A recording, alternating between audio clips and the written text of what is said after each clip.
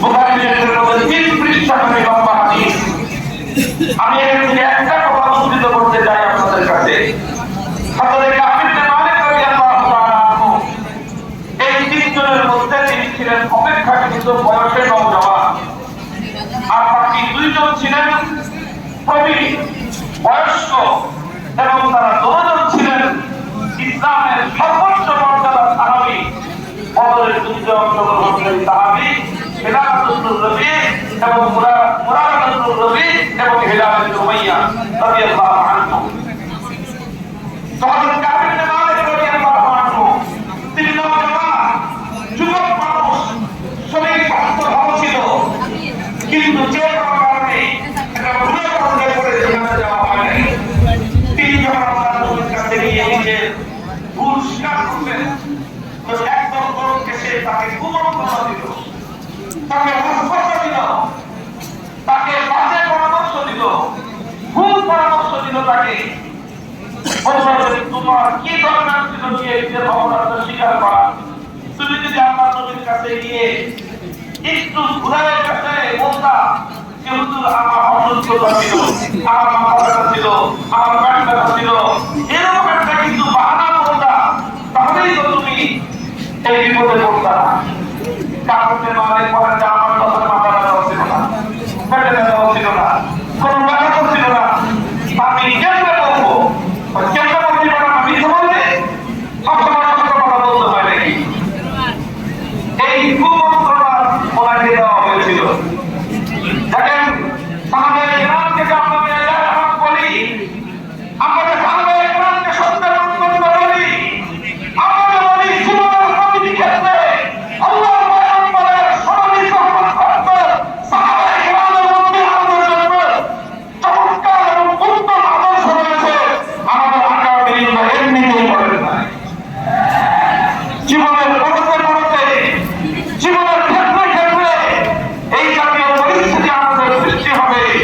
প্রতিটি ক্ষেত্রে যদি আমরা সাহাবায়ে কেরামের পদাঙ্ক অনুসরণ করার চেষ্টা করি, ইনশাআল্লাহ আল্লাহ রাব্বুল আলামিন সাহাবায়ে কেরামের অনুসরণের বরকতে আমাদের জন্য মুক্তির পথ খুলে দেবেন কে? হযরত কাফির ইবনে মালিক কারো কুমন্ত্রণায় তিনি কান দিলেন না, কারো ভুল পরামর্শ তিনি শুনলেন না। তিনি চিন্তা করলেন যে এই যে নিজেদের ভুল স্বীকার করে নিয়ে এইরকম বিপদের সম্মুখীন হয়েছে কে কে? 2 লোক তিনি পেলেন যে উনি যেরকম বিপদে পড়েছেন, ওনার মতো আরো 2 জন সেরকম বিপদে পড়েছেন। উনি চিন্তা করলেন যে যারা পরামর্শ দেয় এরা কেমন? যারা আমাকে মিথ্যা বলার পরামর্শ দেয়, যারা আমাকে মিথ্যা অজুহাত দিয়ে আমার নবীর কাছে ওদের বয়ান করার পরামর্শ দেয়, এদের আমল কেমন, এদের আচার কেমন, এদের তাকওয়া পরহেজগারি কেমন?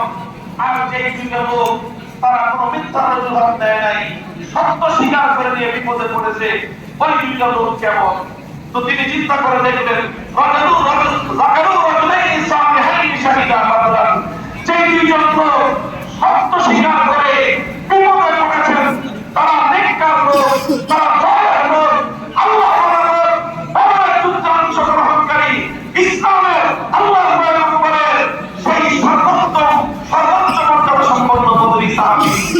তখন তিনি একটা সিদ্ধান্ত গ্রহণ করেছিলেন, হে উম্মত, হে আমার ভাইরা, বিশেষ করে আমার তরুণ প্রজন্মের আমাদের ছাত্র ভাইরা, আমি তোমাদেরকে এই ঘটনা থেকে বিপদ এবং শিক্ষা গ্রহণ করার পরামর্শ দিচ্ছি, এবং সেই সঙ্গে আমি আমার নিজের অভিজ্ঞতার কথা তোমাদের ক্ষেত্রে শেয়ার করতে বলতেছি। হযরত কাফির ইবনে মালিক তিনি এক পাল্লায় সকল মুক্তিদাতা, কুমন্ত্রণাদাতা, সব ধরনের পরামর্শদাতাকে এক পাল্লায় রাখলেন।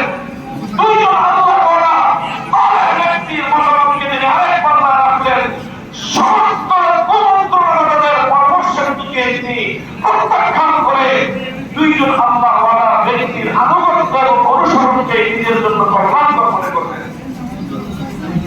এর বিনিময়ে কি হলো? এর বিনিময়ে 50টা দিন কষ্ট করলেন। 50টা দিন কষ্ট করলেন। পৃথিবীটা সংকুচিত হয়ে গেছিল।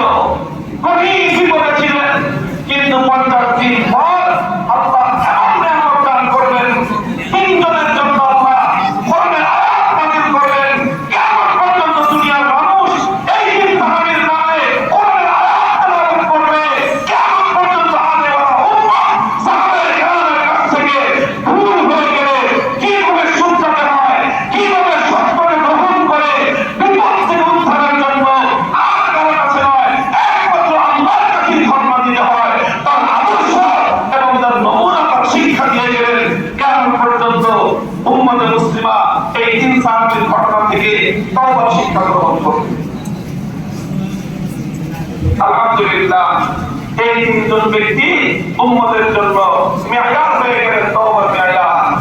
এই তিনজন ব্যক্তি উম্মতের জন্য সত্যের মাপকাঠি দাঁড়িয়ে গেলেন এই ঘটনার মাধ্যমে।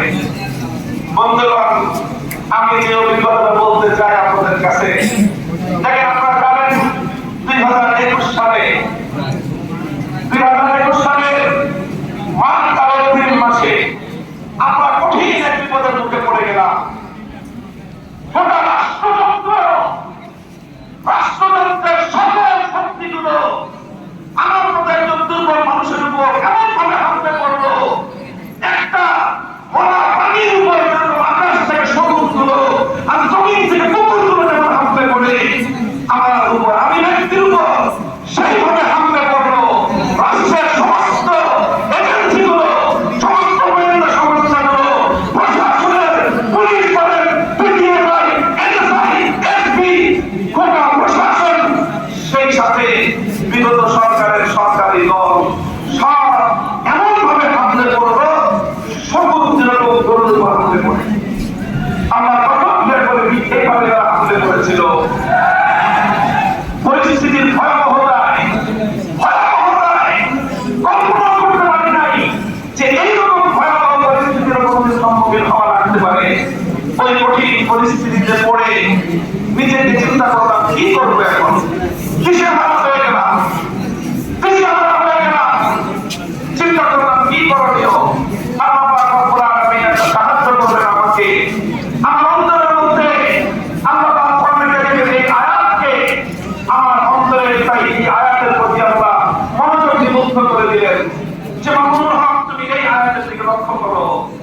আমি আয়াতের দিকে লক্ষ্য করলাম, লক্ষ্য করে দেখলাম যে ঠিক ওই যুগে যেরকম আল্লাহ পয়গম্বরের তিনজন গুরুত্বপূর্ণ সাহাবী তারা যেরকম বিপদে পড়ে গিয়েছিলেন, আর বর্তমান যুগেও ঠিক এই স্বৈরাচারী ইসলাম বিদ্বেষী এবং আন্তর্জাতিক ইসলাম বিদ্বেষের বাংলাদেশী এজেন্টদের কবলে মূলত টার্গেটে পরিণত হয়েছিলাম তিনজন ব্যক্তি বিশেষ করে।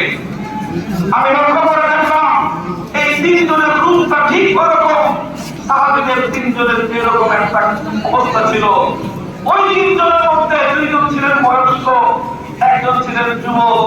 আমি লক্ষ্য করে দেখলাম যাদেরকে টার্গেট করা হয়েছে বিশেষ ভাবে এখানেও তিনজন, এই তিনজনের মধ্যে দুইজন বয়স্ক, একজন যুবক। বয়স্ক দুইজন রজুলানি সালেহা, রজুলানি সালেহা, আল্লাহ রজুলানি সালেহা। আহাদুহুমা জুনায়েদ বাবনগরী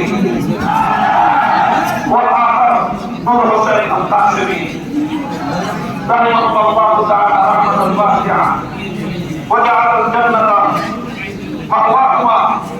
আমি দেখলাম যারা এই বুজুর্গ, তাদের দুজনকে টার্গেট করা হয়েছে। তারা দুজন মুরব্বী, ক্লান্ত, বয়স্ক এবং আলহামদুলিল্লাহ তারা নেককার। এই যুগে নেককার মানুষ আমরা দেখি, তাদের চেয়ে উত্তম নেককার আমার যুগে এই যুগে তেমন কেউ নাই। আর আমি একজন বান্দা যুবক মানুষ দেখলাম ওই সাহাবীদের মধ্যে দুইজন ছিলেন মুরব্বী, একজন যুবক। আমি চিন্তা করলাম ওই যুবক যেভাবে চিন্তা করেছিল আমার ঠিক সেভাবে চিন্তা করা দরকার। এখান থেকে আল্লাহ আমাকে সাহাবীদের হালাতের সাথে নিয়ে গেলে আল্লাহ আমার জন্য পরিষ্কারের ব্যবস্থা করবেন।